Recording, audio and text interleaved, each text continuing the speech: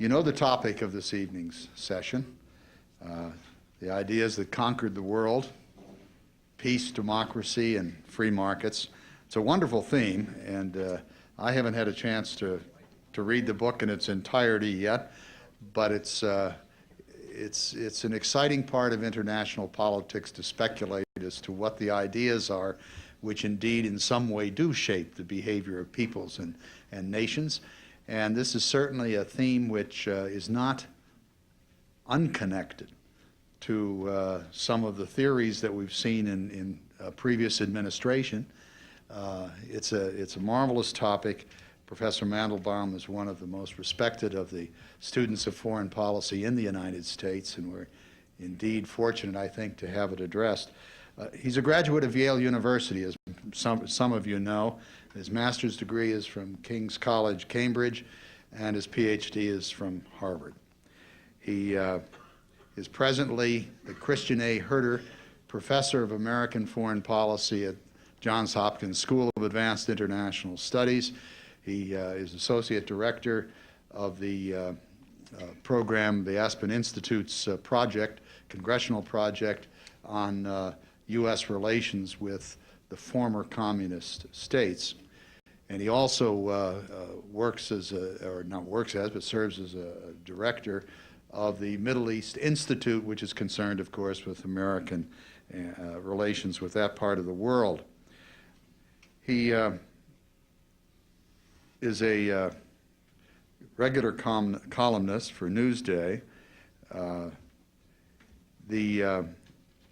The books that he's written, and he's written 8 books and co-authored 12, and has had numerous articles, which many of you have read in Foreign Affairs and elsewhere, have dealt to a large extent with nuclear matters in the his early books. And then he's had written several that have to do with relations between the United States and the Soviet Union. And then more recently has dealt with a broad historical question of 19th and 20th century pursuits of national security. And of course, the current book, which deals with what shapes or may shape the 21st century of American foreign policy. So it's a marvelous set of books which he's produced, covering the great issues of the recent past and perhaps the future. He was rather bold, I think, in his book to suggest that he's presenting the concepts which may shape the 20th century, and modest in saying that had nothing to do with predicting what might actually happen. This should be a marvelously interesting evening. I'm certainly looking forward to it. It's my great pleasure to present Professor Michael Mandelbaum.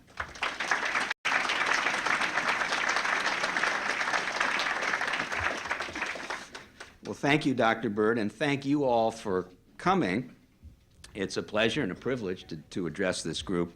I should add one amendment to that very kind introduction. The institute concerned with the Middle East with which I am affiliated is the Washington Institute for Near East Policy. The Middle East Institute is also a very fine, reputable institution in Washington concerned with the Middle East. The one with which I am affiliated is, however, the Washington Institute. The reason that I wrote The Ideas That Conquered the World is to propose a context into which to fit the disparate events, from terrorism to globalization, from Chinese succession politics to Argentine economic crises, that pass before us every day on television and in our newspapers. What I seek to contribute here is a framework, an overview. This is a book about the big picture. Now, we had such a framework, we had such an overview during the Cold War.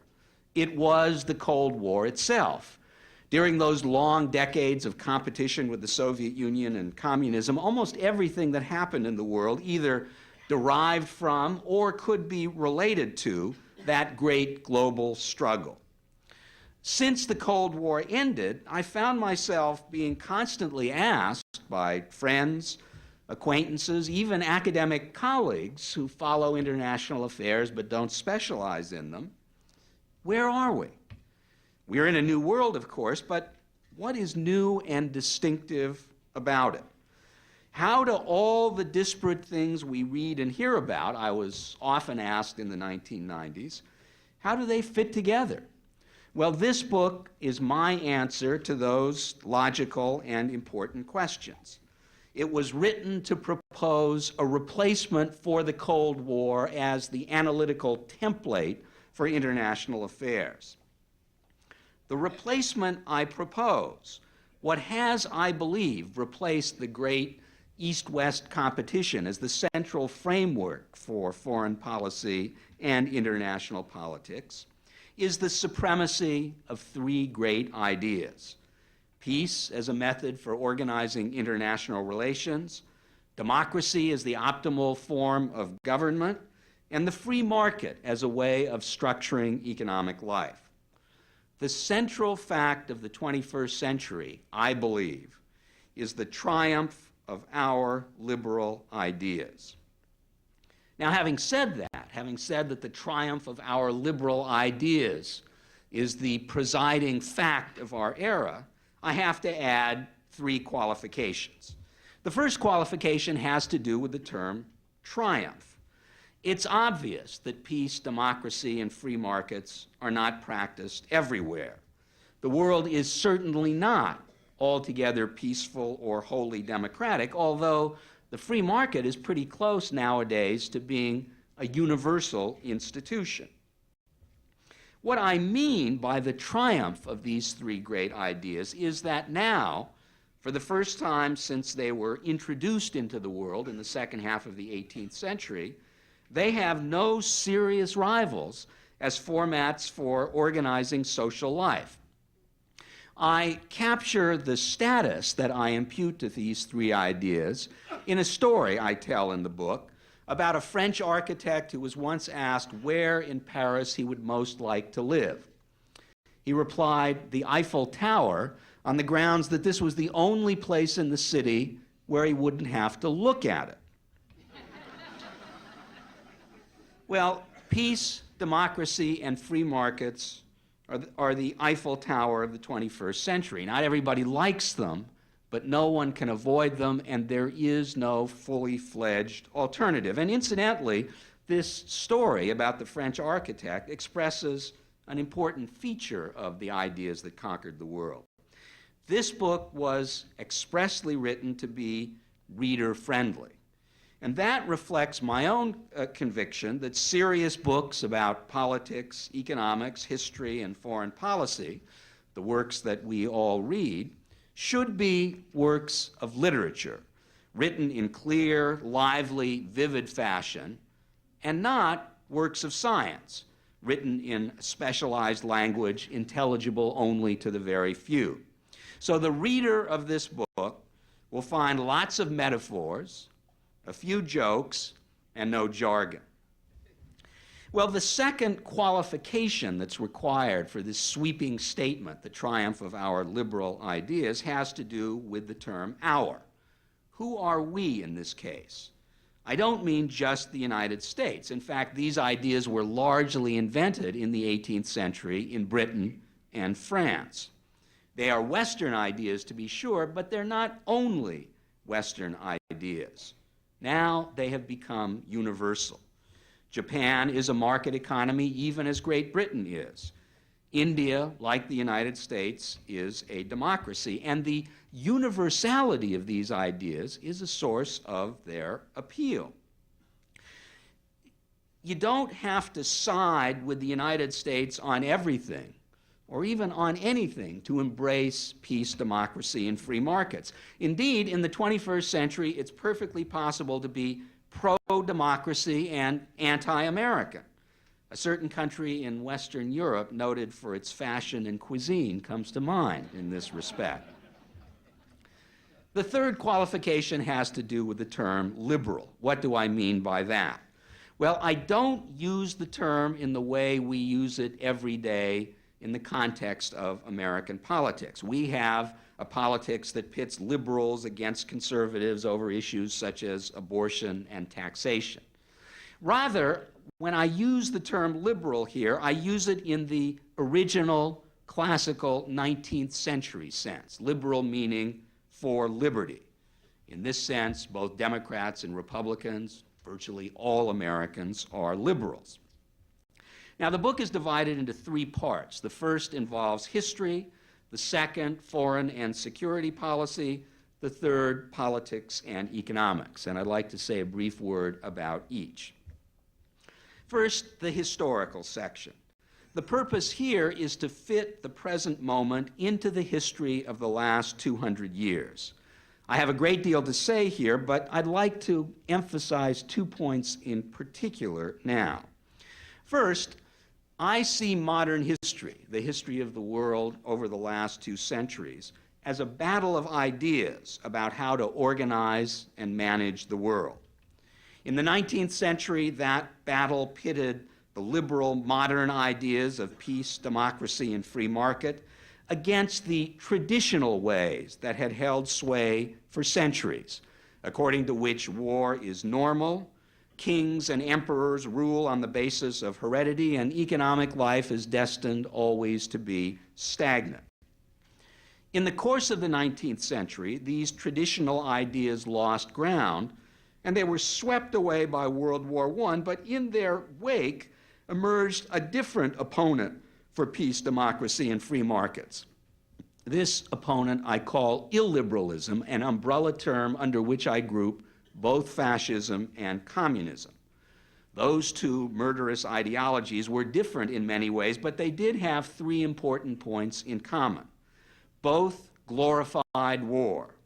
Both believed in government by dictatorship, by a self-selected elite. And both practiced extremely extensive, in the case of communism, almost total, government control of economic affairs. Fascism, as we all know, was defeated in World War II. Communism was defeated in the Cold War, and this left our liberal ideas without a serious rival. And that leads me to the second point in the first part of the ideas that conquered the world that I want to emphasize for this audience. I offer, in part 1, a reinterpretation of the Cold War. This is the subject of a chapter entitled The Cold War Reconsidered. The Cold War resembled other great wars of the modern period, and of these there were 3. The Napoleonic Wars that ravaged Europe in the wake of the French Revolution at the end of the 18th and beginning of the 19th centuries, and the 2 world wars of the 20th century. Like them, the Cold War was a global struggle, the outcome of which transformed the world. But unlike these 3 previous global conflicts, the Cold War was not won by force of arms. It was won by the force of example.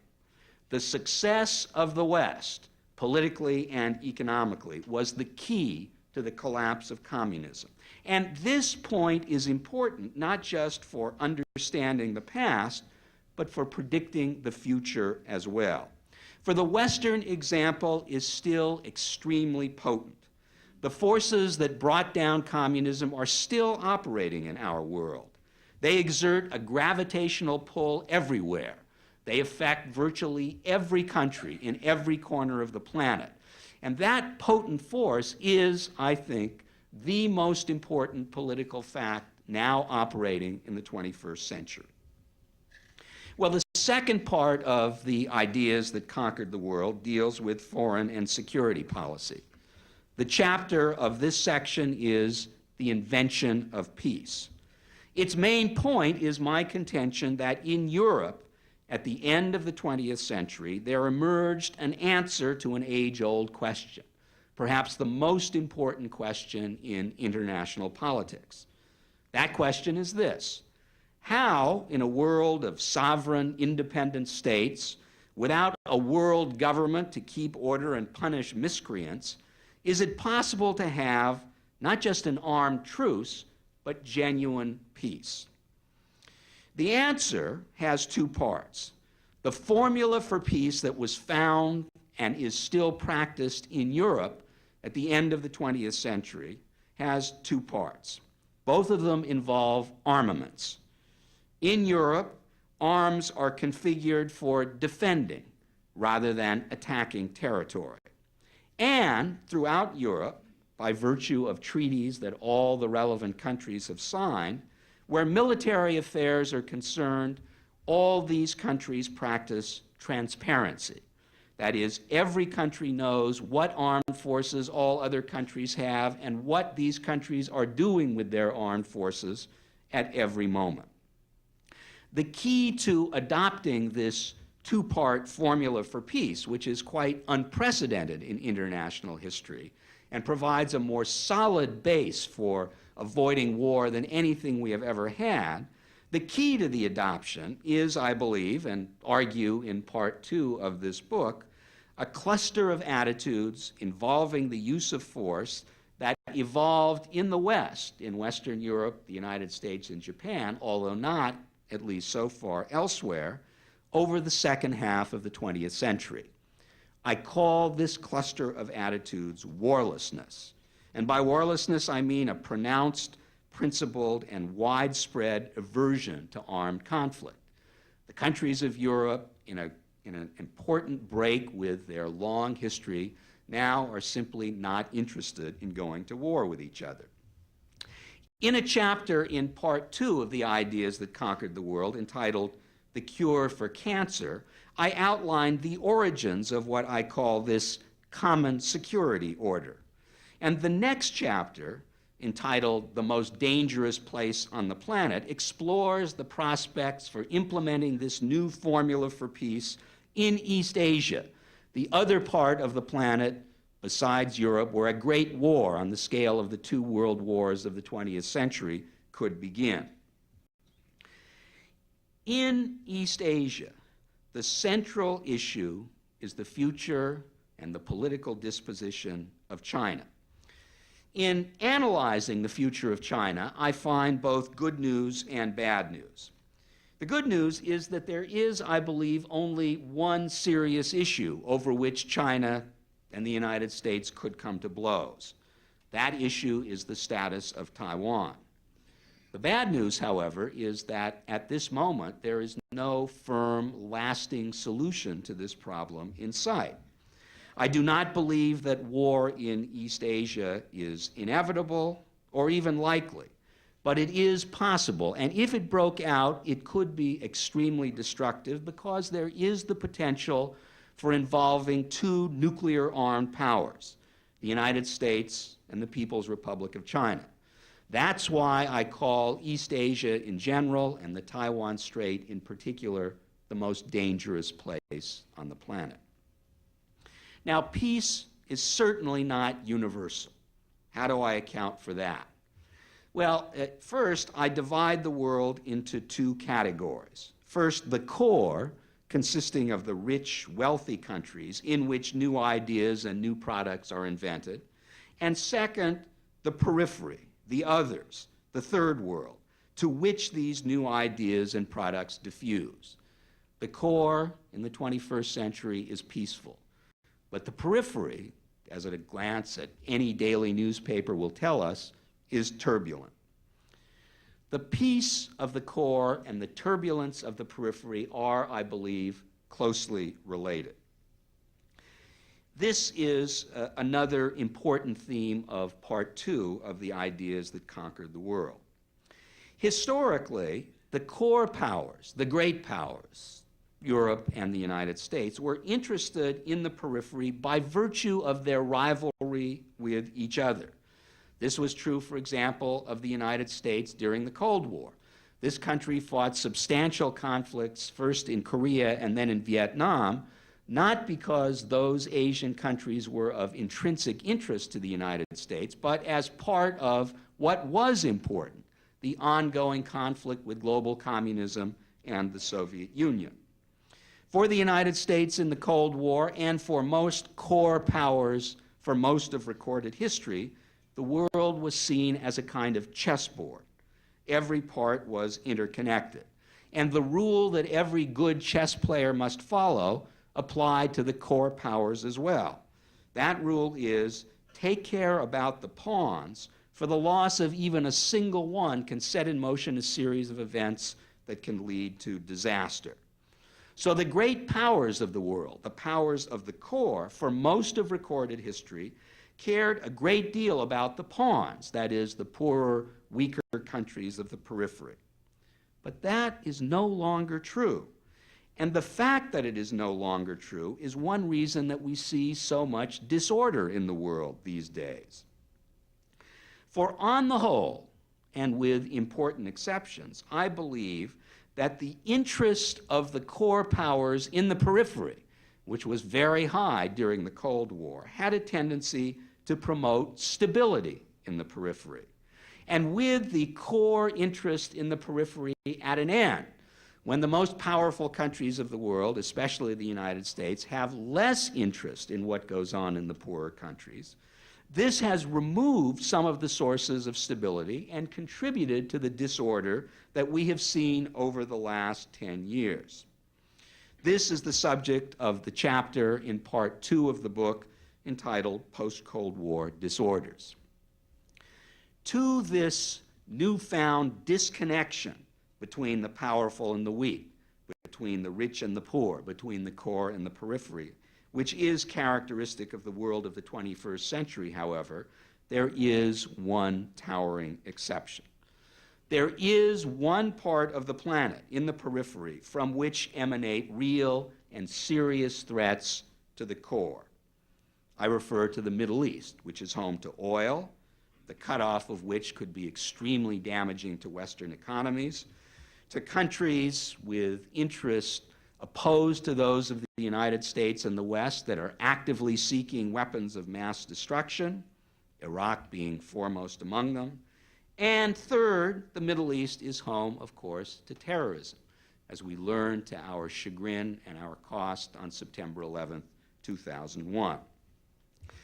The Middle East is the subject of a separate chapter in Book 2, and some of the issues discussed there do bear on our current concerns, concerns I'd be happy to address in our question period.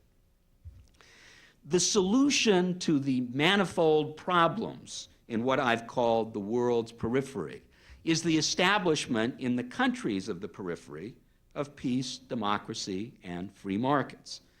The chances that this will occur over the course of the 21st century is the subject of part 3 of my book. This third part is entitled The Liberal Theory of History. By the liberal theory of history, I mean a widely held, if seldom systematically articulated view that there is a relationship among these three great liberal ideas, that they go together, that one tends to lead to, foster, and encourage the others. Now, when you think about it, this sounds almost too good to be true. But the fact that something sounds too good to be true does not necessarily mean that it is not true. In fact, in part 3 of the ideas that conquered the world, I find considerable evidence in favor of two important propositions. The first of these propositions is that democracies tend to conduct peaceful foreign policies. This is the subject of research and controversy in political studies that has gone on and raged over the last quarter century. My view is that the association between democracy and peace is valid as long as it is understood that democracy consists not just of free elections, which are relatively easy to stage, but also of constitutionalism, the rule of law, the protection of rights, which is much harder to find in the world and takes longer to establish. Democracies, that is, do, I think, tend to be peaceful as long as we understand that democracy has two parts, and both must be present to nurture a peaceful orientation to the rest of the world. The second proposition at the core of the liberal theory of history, for which I think there is substantial evidence, is that market economies tend to become political democracies. To be sure, there's nothing automatic about this. Having a free market economy doesn't automatically mean that a country will become a working political democracy. This is not a law of history like a law of physics. Indeed, there are no laws of history like the laws of physics. But the association between free markets on the one hand and political democracy on the other is a tendency. It is found in the world. It is a predisposition. It's a matter, as I detail in part 3 of this book, of both logic and historical evidence. So, for the purposes of promoting these 3 great ideas, what is of crucial importance in the first decade of the 21st century is what is a virtually universal embrace of free markets. Indeed, I believe and say in the book that the free market has become perhaps the most popular and widely legitimate institution in all of human history. But this assertion also requires qualifications. First, it has proven, especially since the collapse of communism, far more difficult to construct working free markets where they do not already exist than we had believed throughout most of the 20th century. The struggle to construct working free markets is, I believe, the most important public business in much of the world. And it is especially important in Russia and China, 2 countries to which this book devotes considerable attention, and the problems of which are, I believe, far more similar than is ordinarily realized. Second, markets, even where they are established, even where they work well, are certainly not free of problems, as we in the United States have cause to know. The 21st century is, and I believe will continue to be, the age of the free market. But that does not mean that it will be free of economic problems. It means that the problems we will have, and we surely will have problems, will be those associated with the market. Part 3 of this book examines those problems at some length. Let me conclude with 2 thoughts about the United States, and then a more general point about this book. The United States is, in the 21st century, and by some distance, the most important country in the world.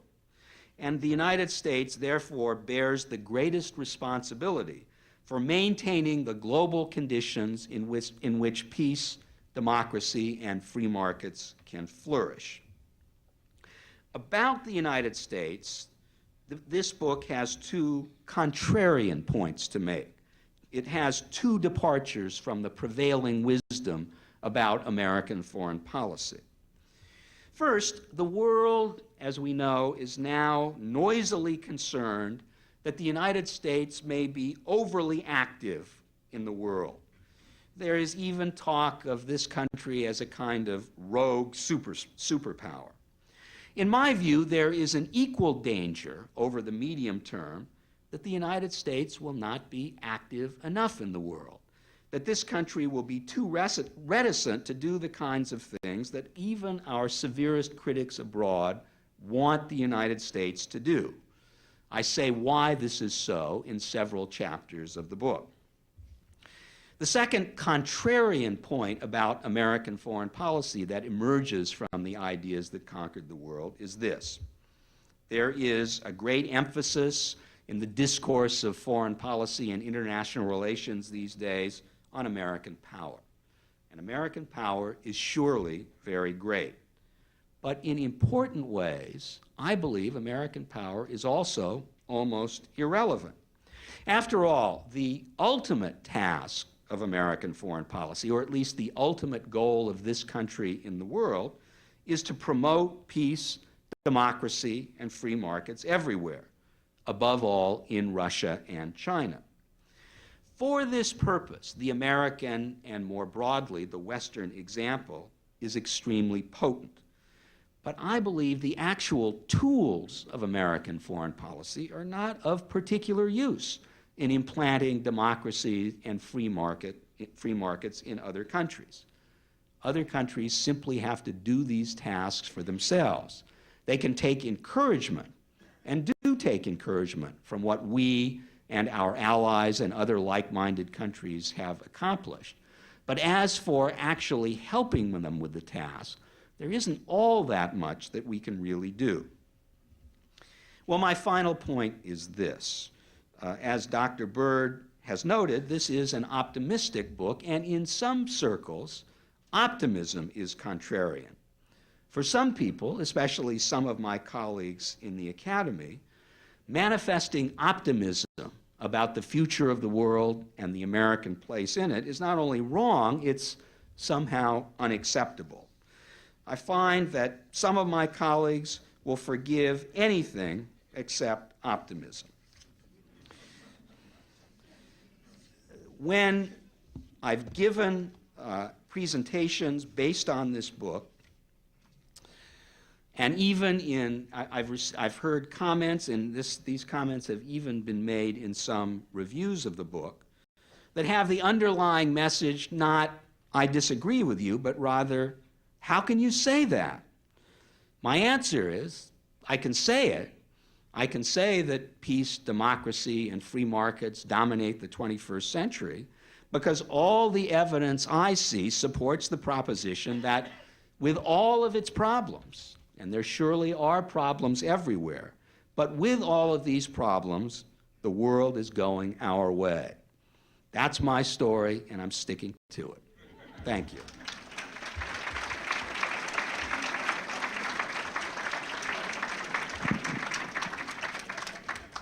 Well, for a marvelous outline and great coherence, we thank you very much. The floor is open for questions. Yes, sir. Is it possible that these ideas that have conquered the world have had a deleterious effect upon the economy?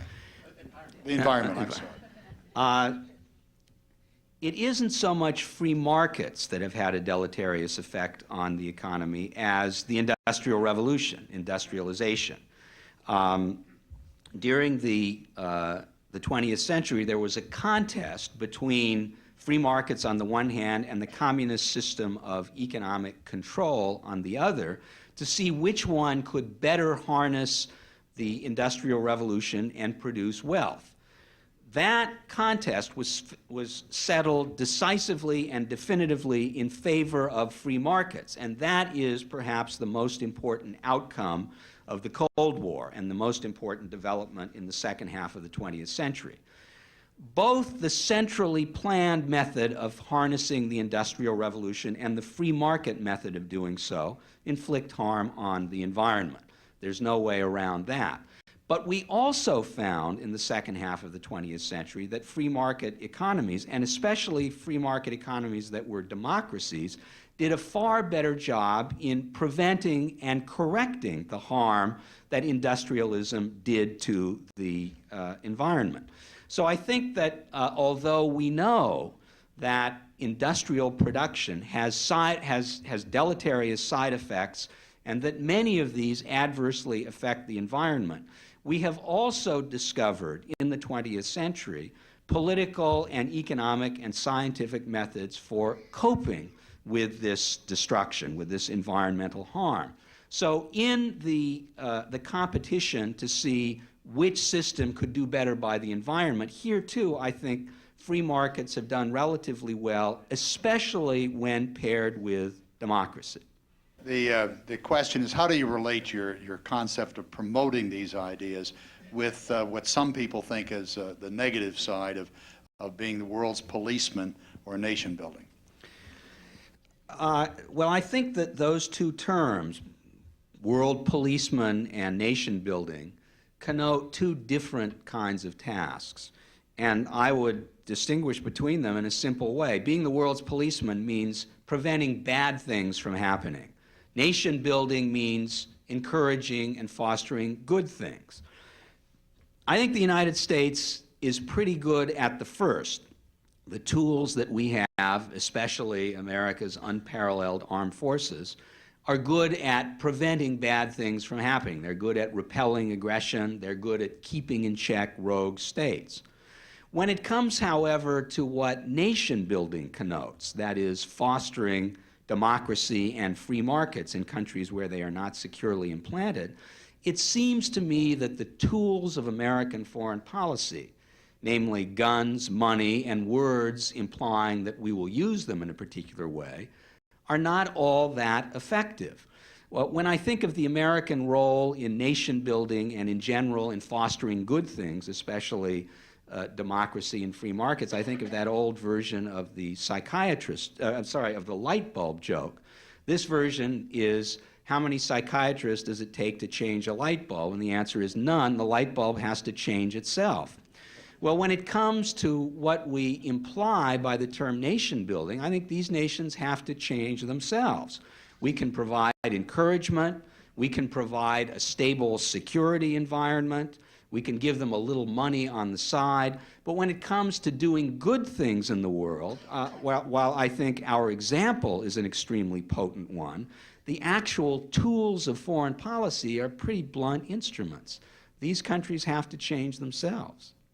Is there a danger that our huge defense spending will lead the world to see us as spending too much, A, but B, will they leave the task to us, assuming that we would be the only one, and are there negative consequences of that reality? I think that that is not only a danger, I believe it is a fact.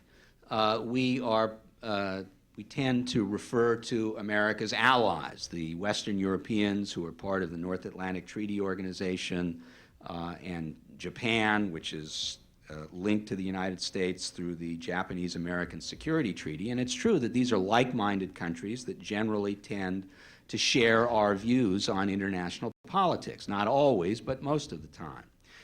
But these are countries that have abandoned or are in the process of abandoning the mission of having serious military forces. Europe is spending less and less on their armed forces every year. And so when the United States undertakes a military mission, while it may be possible, although not always, to count on rhetorical and political support from the other rich countries of the world, it seems increasingly unlikely that they will be able to provide serious military assistance. We saw this to be the case in the war in Afghanistan, where the American military went ahead and did the job by itself for a variety of reasons, one of which, however, was that our allies, although they certainly supported us and were willing to contribute, didn't have military forces that were relevant or useful. And that, I think, is going increasingly to be a fact of international life. And that has a number of potential risks for the United States. One risk is that since we will be left with all of the responsibility, we will be seen as a bully. Another risk, and I think an even greater risk, is that the American people will get tired of bearing this burden. The Americans will say, why should we be the ones who have to pay in blood and treasure to police the world? What we're doing is in the interest of other countries as well. Why don't they contribute more?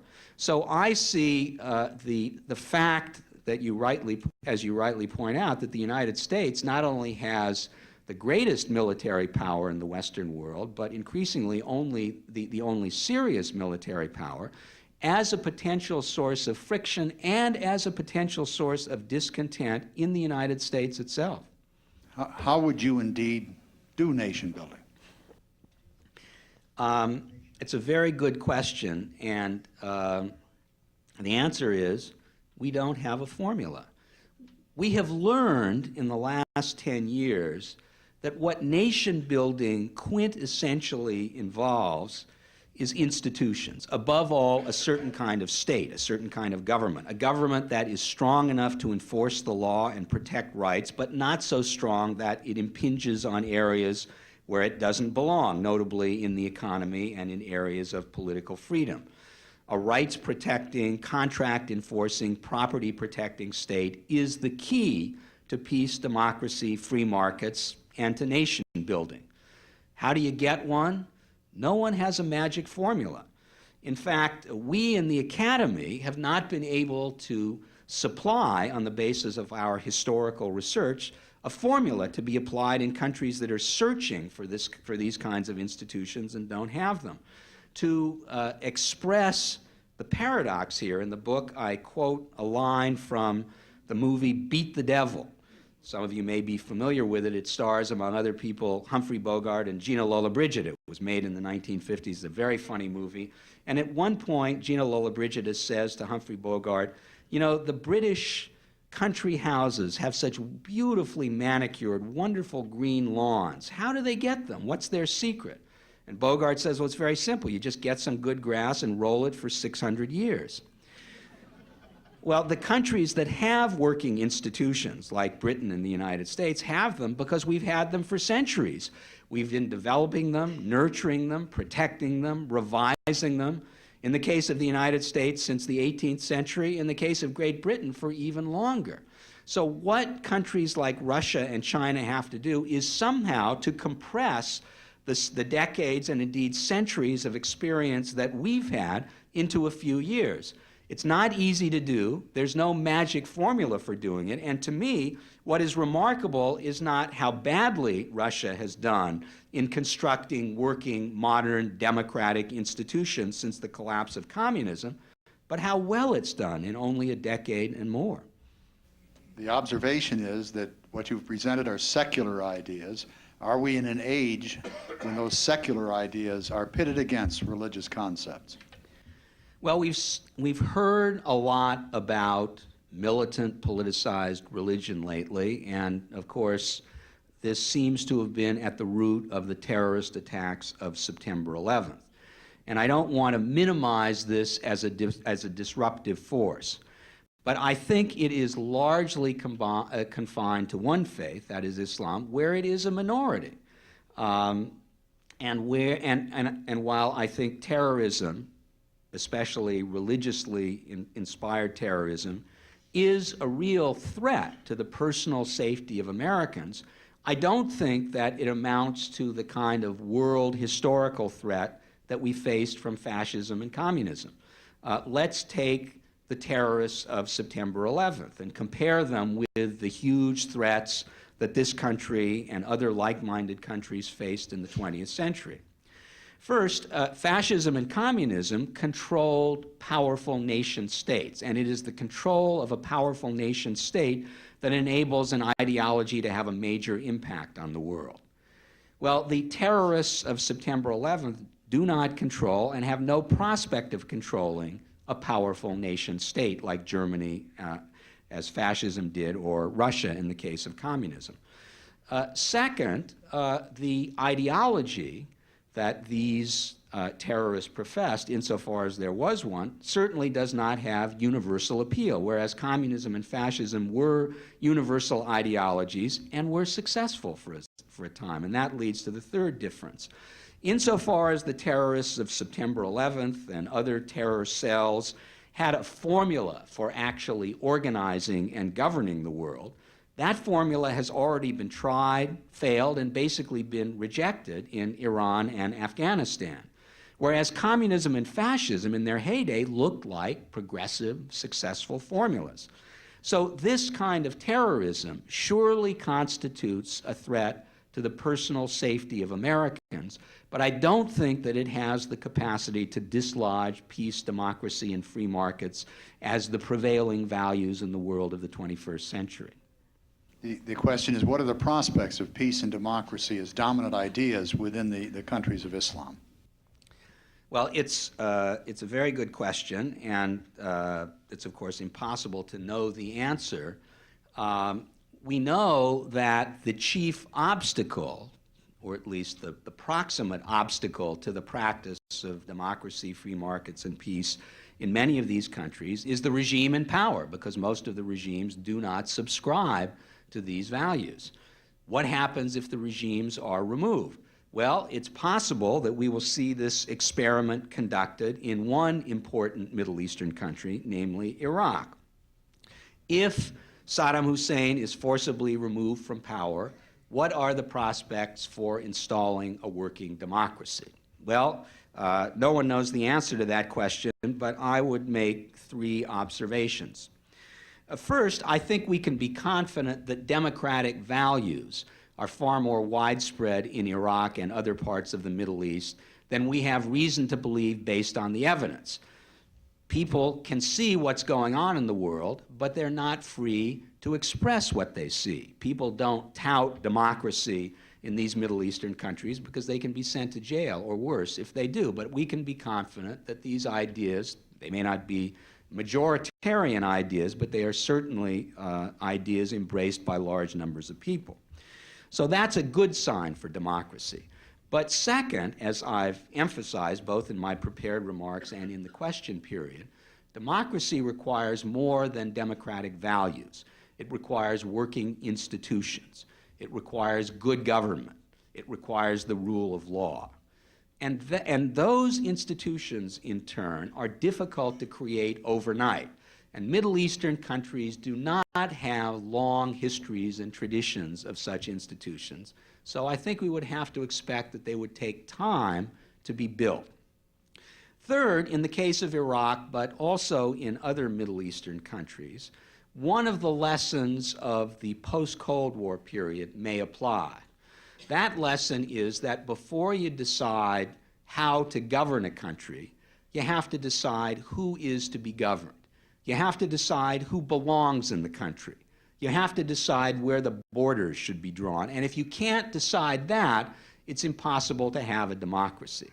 Iraq consists of three different groups, Sunni and Shia Muslims and Kurds.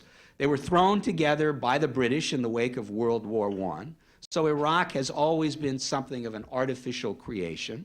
The relations among these three groups have not always been friendly, and we simply don't know whether all three would be willing to stay together in a united Iraq if and when Saddam Hussein is gone.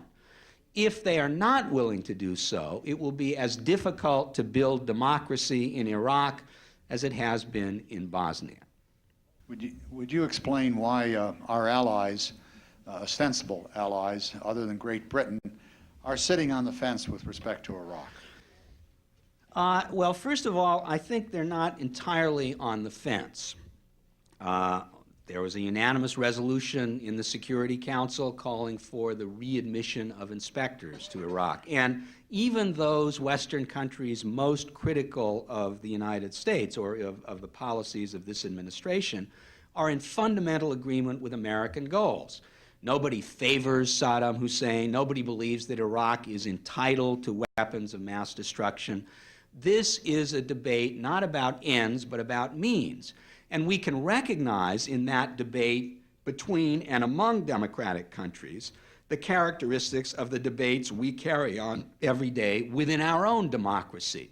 We argue vigorously about means, and we argue vigorously about second-order issues. But we in the United States and others in democratic countries are in agreement about the fundamentals. I think that is true of the Western community of democracies as well.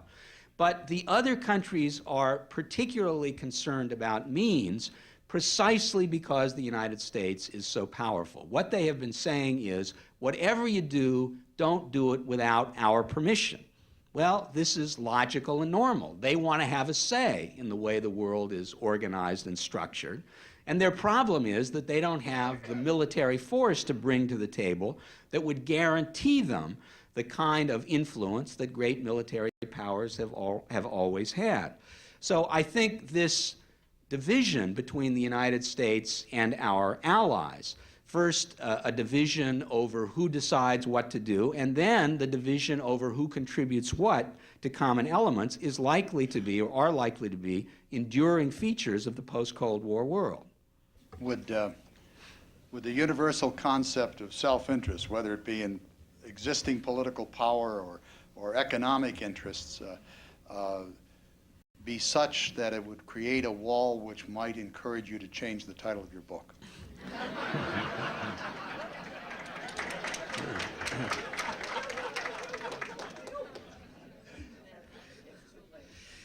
Yeah, it's too late to change the title. I think I'll stick with it. Let me comment on one part of the question. There are two obstacles to democracy in the world. And in my chapter on democracy, I identify these as the Chinese obstacle and the Russian obstacle.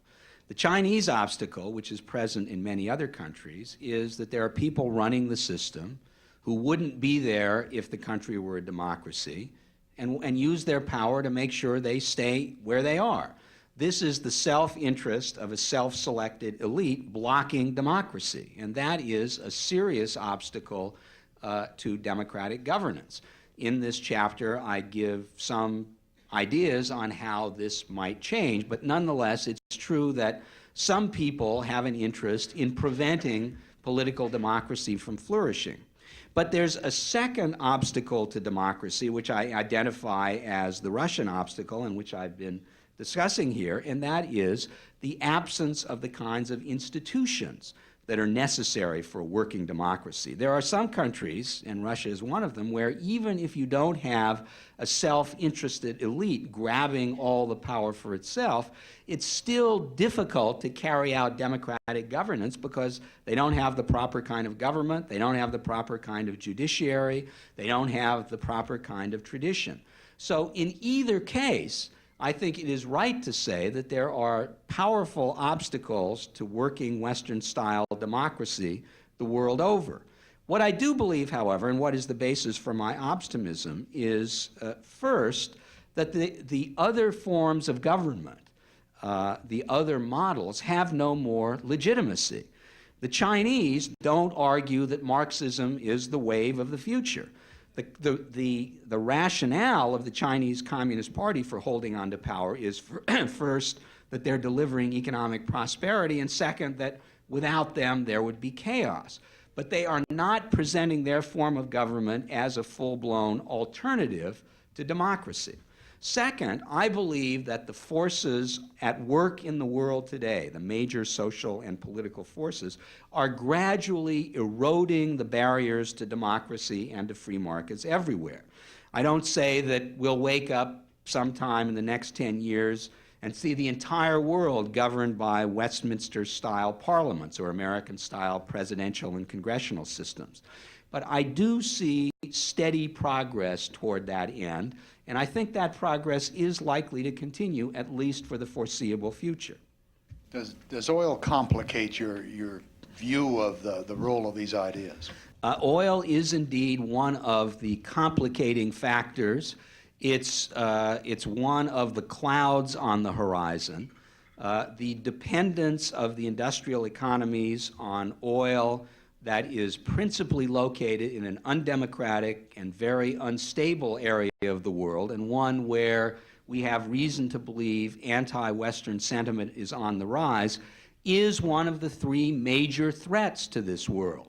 And it is one of the issues with which the West, and the United States especially, are going to have to grapple over the next decades in order to preserve the kind of world that came into existence in the wake of the Cold War. It is a very serious problem.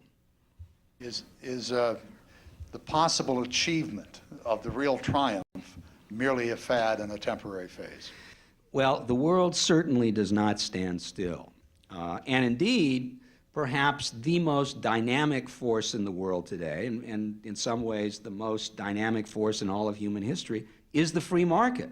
I cite the great Austrian-American economist Joseph Schumpeter as characterizing capitalism as an exercise in gales of creative destruction. Even as the market creates wealth, it also destroys old ways of doing things and old ways of producing things. So there is no question of a static world. This is a very dynamic world.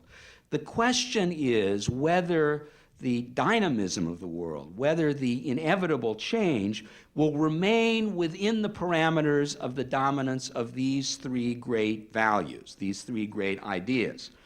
I do not know that this will happen. What I do know is that the world we have now seems to be compatible with these three ideas. That is, we have a world in which the change that is inevitable seems to be compatible with the dominance of peace, democracy, and free markets, and we have a world in which major alternatives to peace, democracy, and free markets of the kind that were extremely important in the 19th and 20th centuries, at this point do not exist. Can I say that alternatives will never be created? Certainly not. The human mind and the human spirit are certainly fertile and dynamic and perverse enough to come up with new ideas, even perhaps especially bad ones. So the optimism and the thesis of this book comes with a kind of unwritten 25-year guarantee. Do these conditions in any way perpetuate the circumstance of a core and a periphery, haves and have-nots? Well, I would say that where economic inequality is concerned, or rather where the alleviation of poverty is concerned, this world is more promising than any world we've had in the past. What we have is a formula almost universally agreed on for the generation of wealth. The problem that poor countries have is not figuring out the formula, but applying it. Applying it requires certain kinds of policies and certain kinds of institutions, and these tend to be in short supply in the poorer countries. But even here, I think we have cause for optimism. After all, the greatest number of poor people in the world are located in the two largest poor countries, China and India. China, over the last 2 decades and more, and India, over the last decade, have put in place policies and institutions which have increased their rates of economic growth. A poor person in China and a poor person in India now has a much greater chance of enriching himself, of providing for his family, of raising his own and his family's status than ever before in history, and the credit for that, I believe, goes to these ideas. If change should indeed be achieved by example, what do you think we should do with respect to Saddam? Well, what I said, or what I meant to say, was that I think change can probably only be achieved by example. I'm not opposed to the effort to achieve change by more direct means. I just think that that is an unlikely mechanism for doing so, because the United States is not likely to get involved directly enough in the affairs of many other countries in order to have a hope of promoting this change. Iraq is a special case. The confrontation with Iraq comes about not principally out of a desire to establish democracy there, but out of a fear that Iraq will develop and use its weapons of mass destruction. And it may well be that in pursuit of a policy to deny weapons of mass destruction to Saddam Hussein's regime, that regime will be overthrown by force, in which case, if this is done by the American armed forces, the United States would find itself, at least in the short term, with responsibility for governing Iraq.